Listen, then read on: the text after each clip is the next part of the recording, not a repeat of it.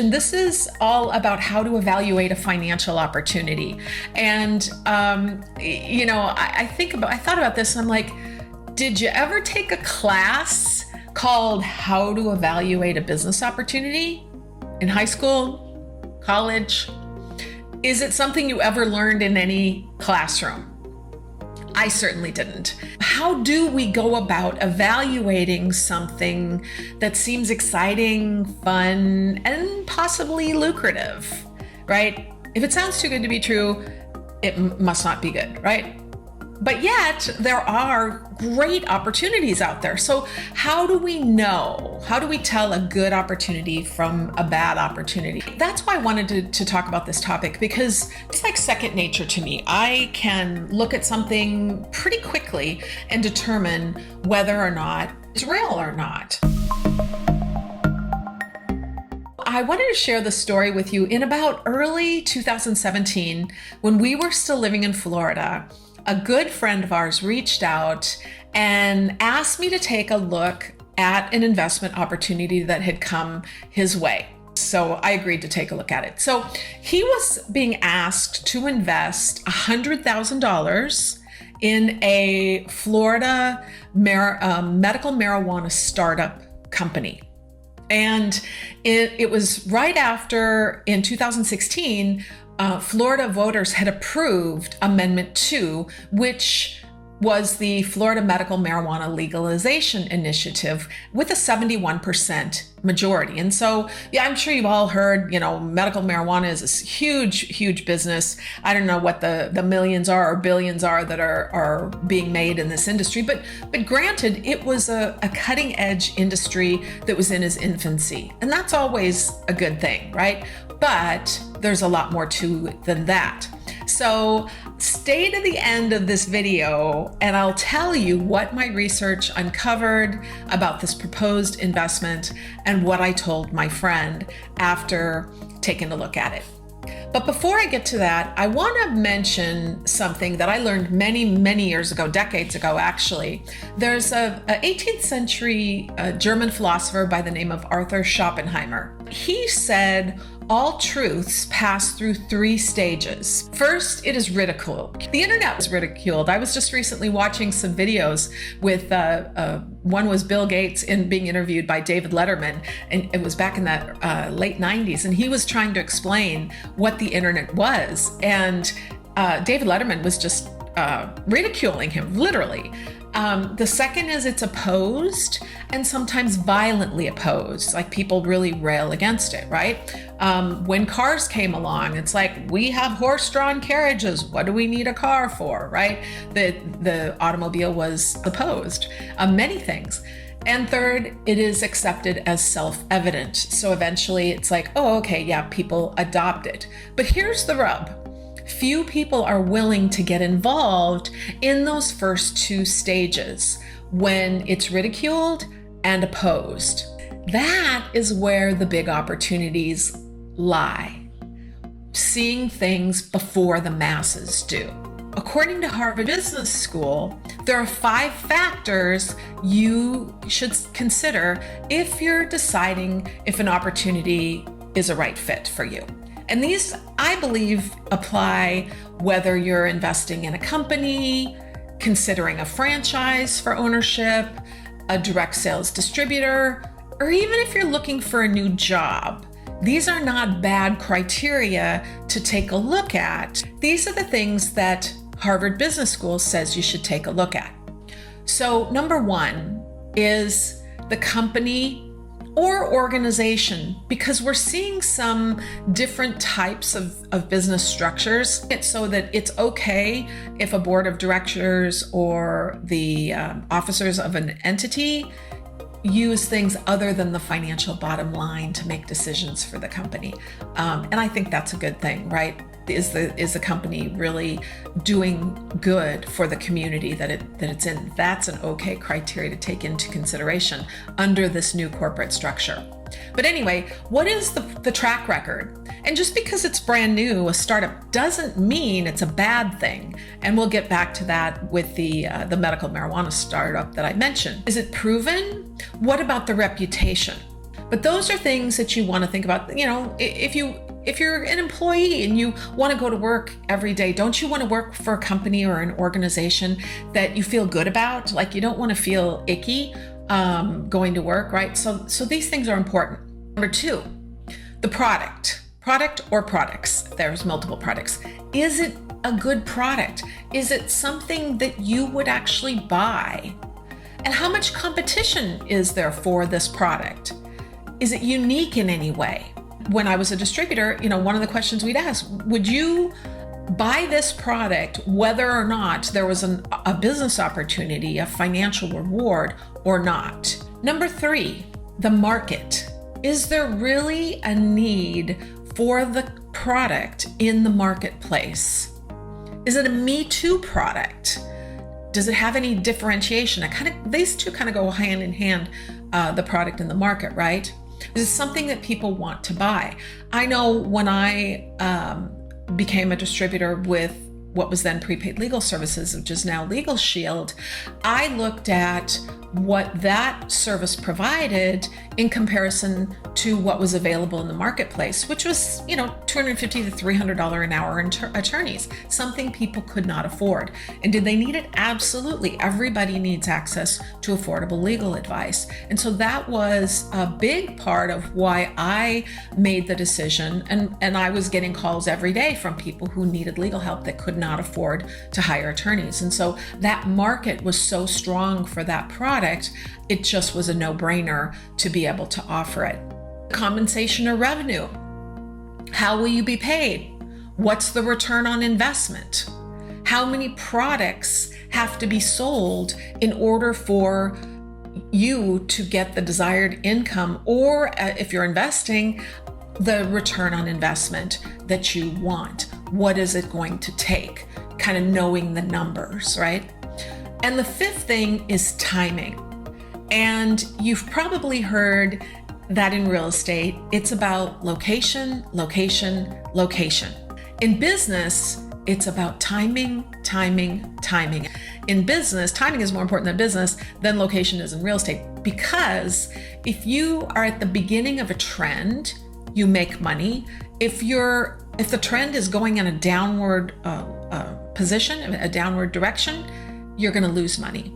Before the pandemic, before COVID, short-term rentals were on fire, right? Everybody was jumping into the Airbnb game. People realized I could rent my house out for, say, $1,000 a month, but if I made it into a vacation rental, I could rent it out for $1,000 a week. People go, oh, okay, so $4,000 is better than $1,000, right? So it was very lucrative to do this. Well, then pretty much everybody started getting in the game. And now what's happened? You go into some markets and it's just completely saturated.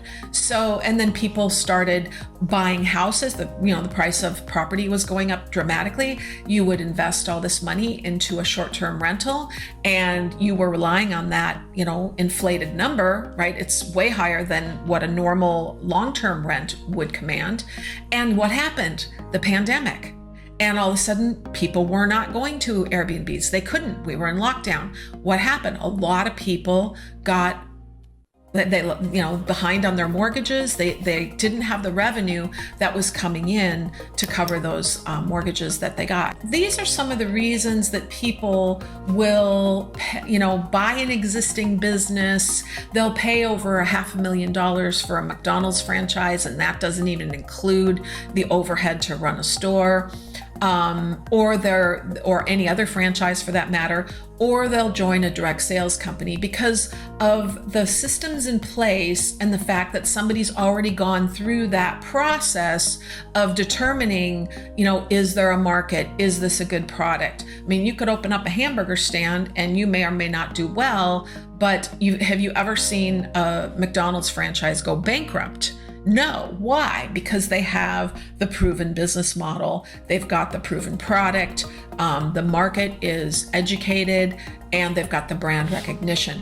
Buying into one of these proven models, you're going to give up most of the control, right? McDonald's is going to be making those decisions, or if you're a distributor, the company is going to be making decisions that you don't really have any input to. So you're sort of at the mercy of others when it comes to that. in addition to those sort of 5 criteria that Harvard recommends, I suggest adding 2 more important criteria for you to consider if it's not a passive investment situation. If you're just allocating capital, these things might not matter to you, but if you have any involvement at all, these are really important criteria as well. And before I get to those, I'll come back to what happened with that $100,000 Florida medical marijuana investment opportunity.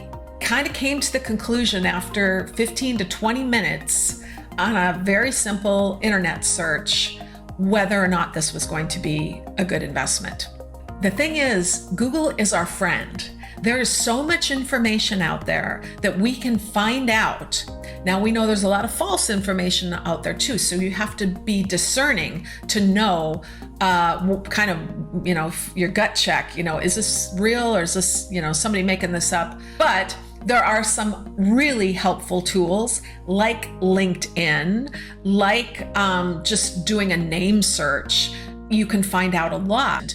Put in their name or the name of the company and the word reviews, and these things will pop up. And that's really all I did. I took this PowerPoint presentation that was given to my friend for his, investment pitch. And I looked at the people involved because it was a startup company. There was no track record. They didn't have a history. And like I said, that's not a bad thing, particularly when it's a brand new industry that's being opened up, like medical marijuana was in the state of Florida in 2017. But I searched the CEO, and she had no background in not only medical marijuana, but any type of medical anything. She did not have a medical background at all. Now, there was a doctor involved. In fact, I believe there were 2 doctors involved. One of the doctors who was going to be responsible for, the licensing or whatever, that medical oversight that would be required. The doctor, when I did a Google search on him, had lost his medical license. His license had been revoked. So kind of a red flag there. The other people that I had that were involved, the other players, I found some fraud lawsuits and securities exchange violations related to fraud. And so I felt pretty confident going back to my friend, said, I don't really think this is someplace you want to park your $100,000. Now, at the time, he was making a lot of money, so he did have a lot of capital to be able to invest into different revenue streams, and he did do that. So I was happy to do that quick 15, 20-minute search and save him from that sort of a mistake. Let's go over those other 2 factors that I mentioned to the product. So you may think, oh, it's a good product, but do you really love it? Do you use it, and do you love it yourself? Because let me tell you, it's a lot easier to promote a product that you're passionate about. And, going back to the legal services company, I loved what they stood for. That was equal justice under law. Again, whether if you're buying a business or starting a franchise or even a job, right? It's so much easier to go to work each day, to get up each day and say, oh, I get to go to work today, if you're excited about what it is the company offers. And then number 7 is the company a good fit for you? Do you agree with the company's mission and values? Do you like the people involved, right? Because do you see yourself investing your time and energy, essentially your life's energy? That's what you're offering. It doesn't matter how strong an organization is or how good a product is if you're not passionate about it, because you won't be happy or successful with it. Because I know at this stage of life, time is my most precious asset. There's another component that I feel is really valuable and essential as you're looking outward at what the sea brings in, right? When the tide comes in, what comes your way? And that is knowing what your freedom formula is. Because if you know what your freedom formula is, then you can determine, does that match up with my skills and experiences and passions? Because if it aligns with your business, financial, and personal goals that you're passionate about, then it's a good fit. Then that's a home run. Nobody cares about your finances as much as you do. So you're the gatekeeper and, want to make sure that the people that you are entrusting to provide you with good advice is actually looking out for your best interests. Ultimately, listen to your gut, because your gut is very, very accurate. Right? When you get to, midlife, 45, 50 years old, you should have enough times where you've fallen down and scun up your knees and maybe trusted people you shouldn't have trusted, that you kind of learn along the way. This is what I need to listen to, so that, I don't get in trouble. But anyway, hopefully this was helpful for you today. It's something that I am thrilled to share with you. It's wisdom I've gained through the decades of life and the different careers that I've had. And I'm excited to go further into some of these other topics that I mentioned. So thank you for spending time with me today. And I'll say bye for now.